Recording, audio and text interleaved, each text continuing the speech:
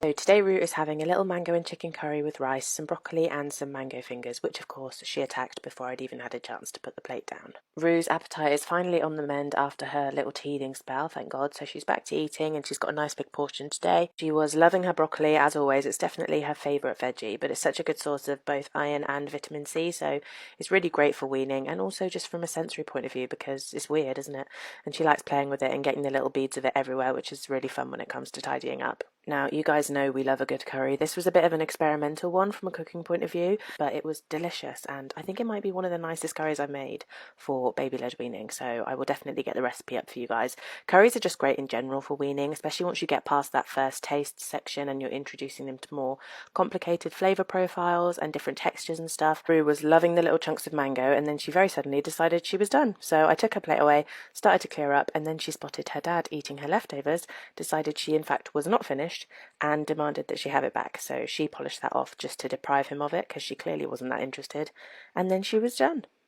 So today Rue's having a little homemade sausage roll, some cucumber and some thinly sliced strawberry. Rue has been cutting some back molars this week, aka hell on earth, so it's always up in the air which way the meal is going to go when they're teething. She enjoyed her cucumber and her strawberry because I think it felt nice and cold and fresh on her gums, but when it came to her sausage roll, she was not having any of it. It's been quite hard to judge, to be honest, because one day she'll be really into her food and eating everything, and then the next day she's just not wanting anything. I gave her a little taste, tore off some chunks to try and remove any overwhelm, and she did start to engage with it, but then I think it was just hurting her teeth too much.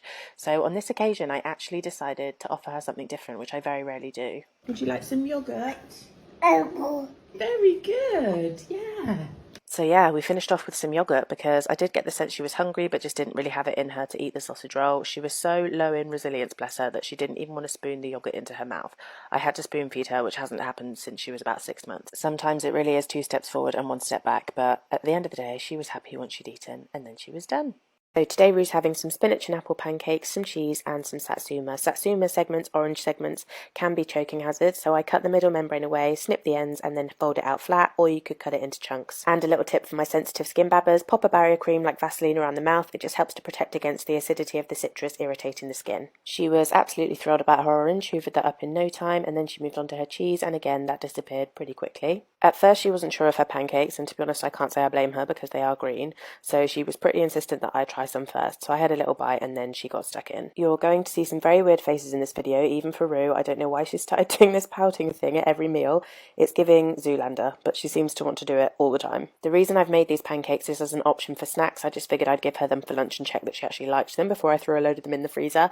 But yeah, since she got to 12 months, I found that it's quite hard to find snacks that is not cheese and crackers or really sugary, so just to have a bit more variety and something that's a bit more vitamin dense. I did film the recipe, so I'll get it edited and up for you in the next few days. And if your little one doesn't like veggies, it's a great way to sneak them in. I'm not going to lie to you, they did taste pretty good. She actually offered me some, I ate it, she was horrified. So then she offered me some more, but was like, psych. She said all done, watched me wrestle with her plate, and then when I went to eat the remains of her pancake, she wanted it back. How rude. And then she was done. So today Rue is having a little lamb roast with some overdone broccoli that I don't want to comment on at this time, some Yorkshire pudding, some mint sauce and a bit of gravy. She started with her carrots and this reaction, whatever that means, and then she went on to her broccoli. Now obviously this broccoli is so horrendously overdone, I'm ashamed.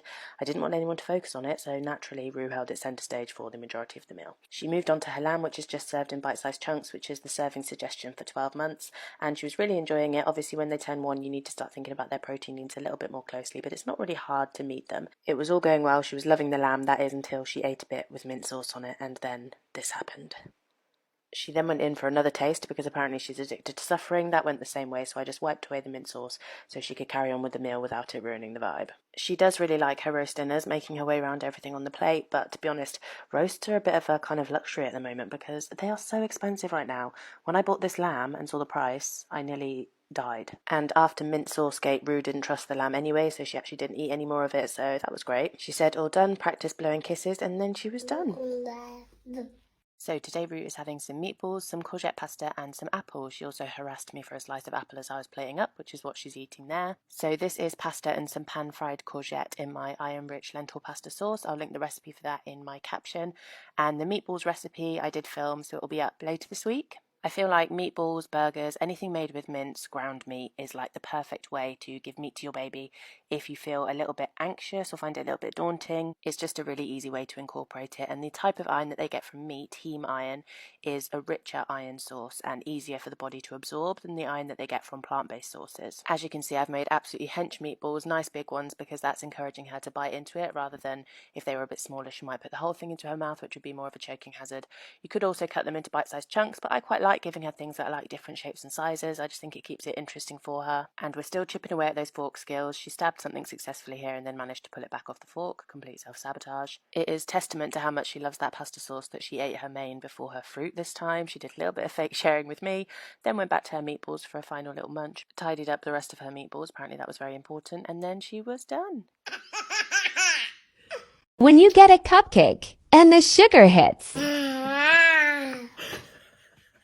Is that good? You gonna eat it? Yeah, that's it.